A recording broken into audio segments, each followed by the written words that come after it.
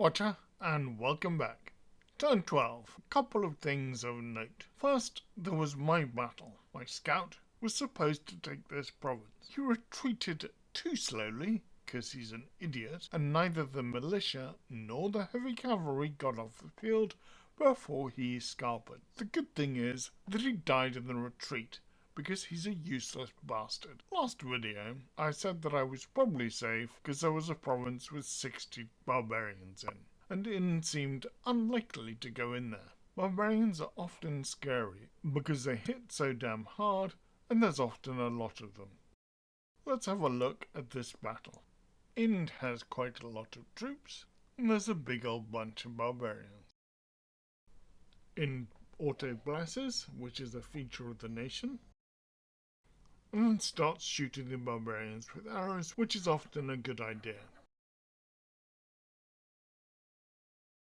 Then its line of sacreds meets the barbarians and doesn't crumble.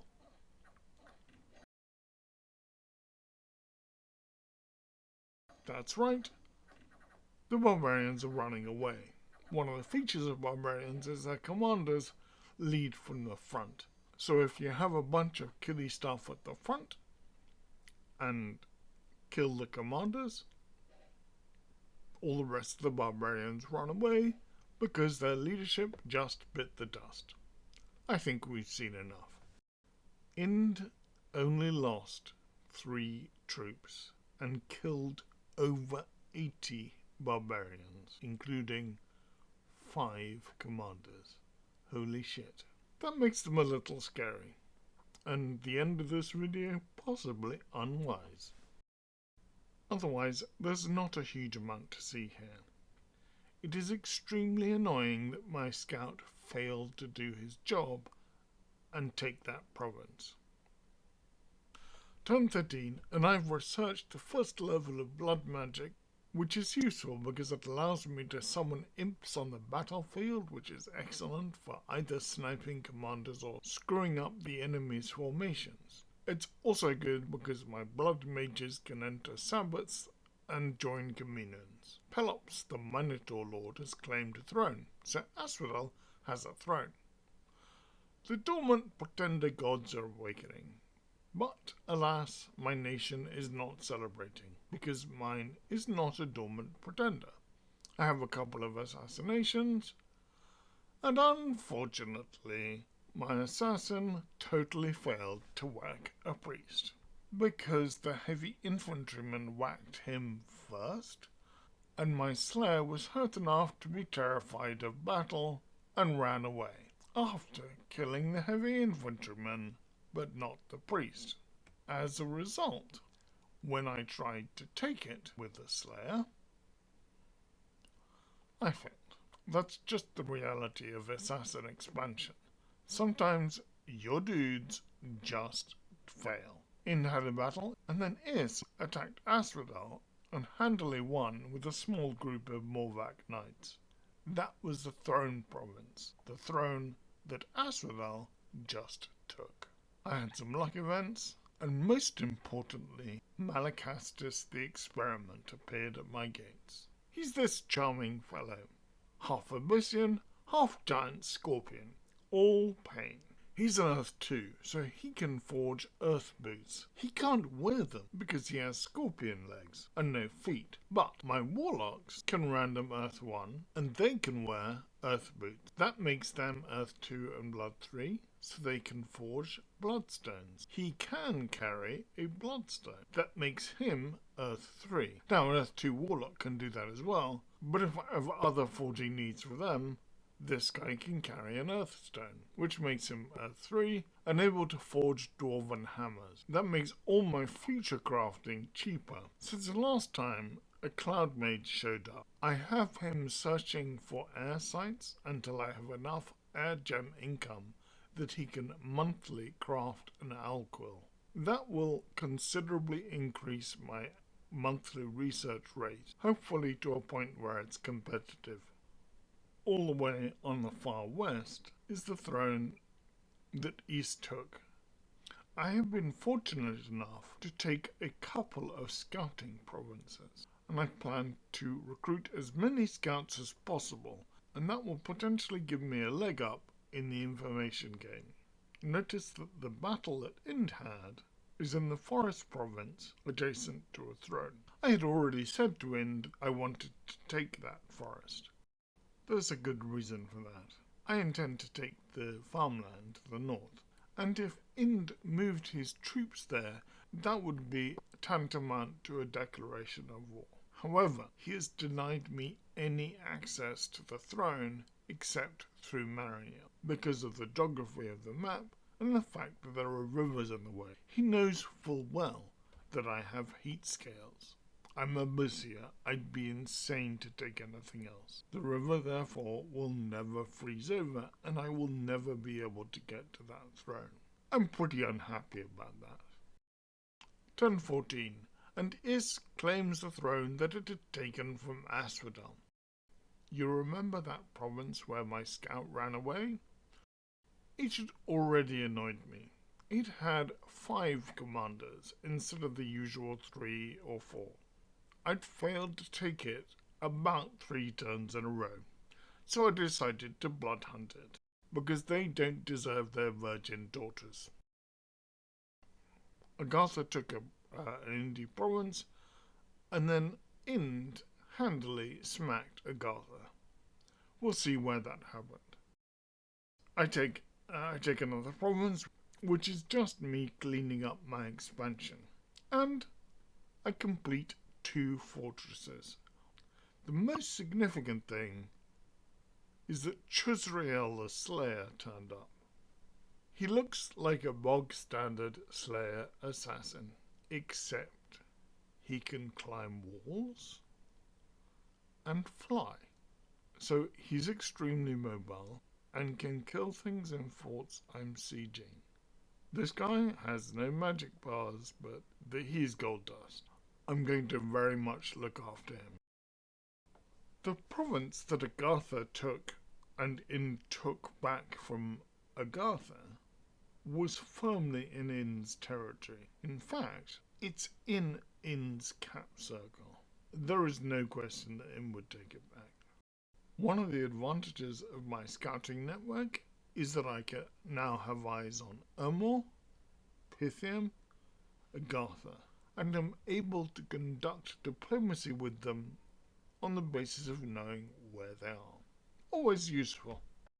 I've done well in expansion so far, simply looking at the metric of attrition.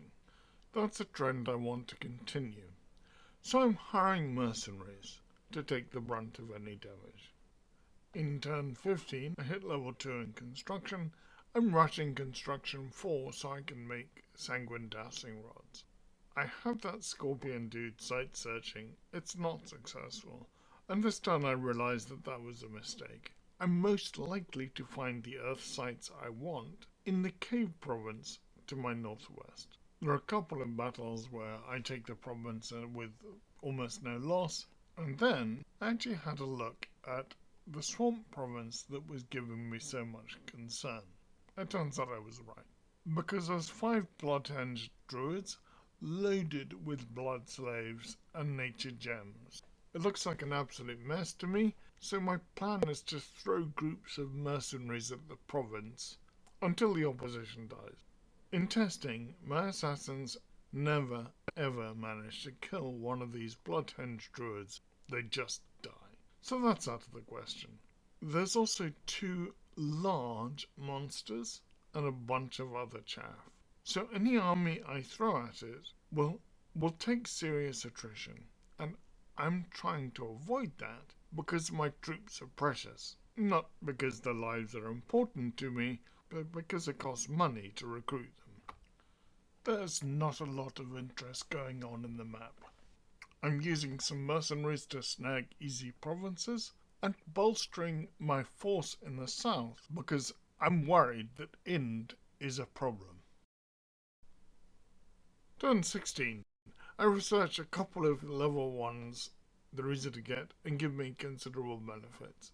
Thaumaturgy allows me to form communions with Astral, which is useful if I don't have blood slaves. There's a battle between Is and some Indies that we'll get to in a second. and then, as promised, I get some mercenaries to do what they're supposed to do. Throw themselves at a province, die heroically in my name, and take it for me.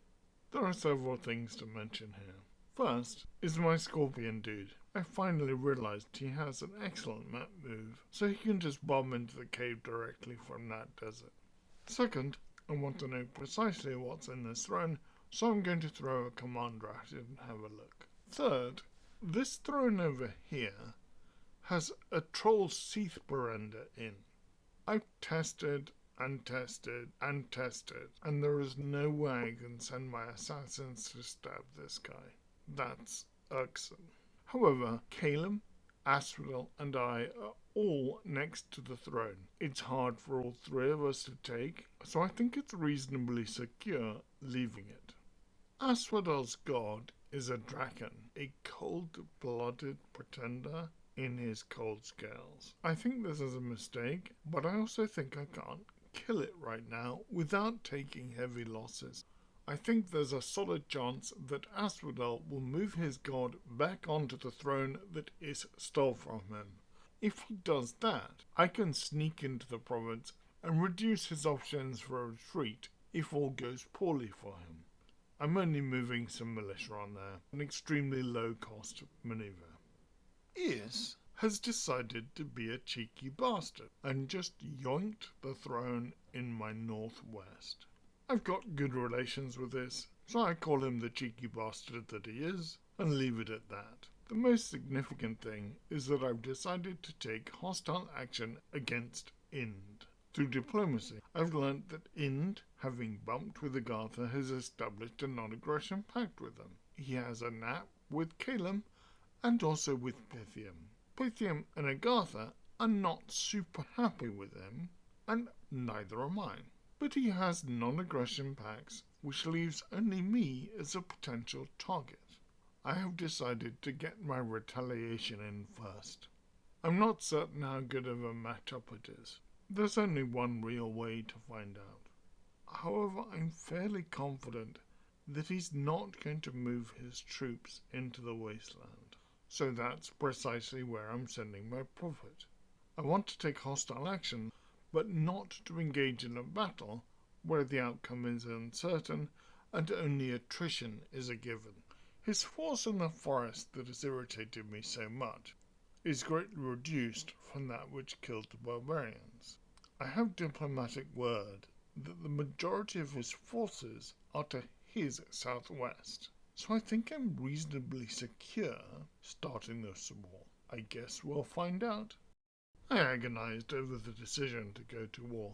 Remember, I haven't played many multiplayer games before, and the idea of initiating war makes me uncomfortable. However, although many games of Dominions last months, I have a lot of experience playing board games that last hours, where I have no problem taking extremely aggressive action because I want to win, and there is no rancor involved, except with crappy players that you never want to play with again because they're asses. Don't be that person. It's turn 16, so expansion is well and truly over. I have a total of 18 provinces, and I'm just going to war for some more. That really isn't too bad a haul. It's about the same as one or two other players, so it doesn't make me a clear threat. Also, one of the other players has 2 throne provinces, and I have none. Again, that doesn't make me an obvious target. My gem income is pretty bad. However, I have managed to get 3 air gems a turn and a stockpile of 25. I can start monthly manufacture of owl quills and boost my research a bit. My empire is basically one solid block and then a strange noodly bit in the northeast. I'm not very comfortable about the noodly bit, but there's not a lot I can do about it until I figure out how to deal with Asphodel's god. That's all for now. Cheerio.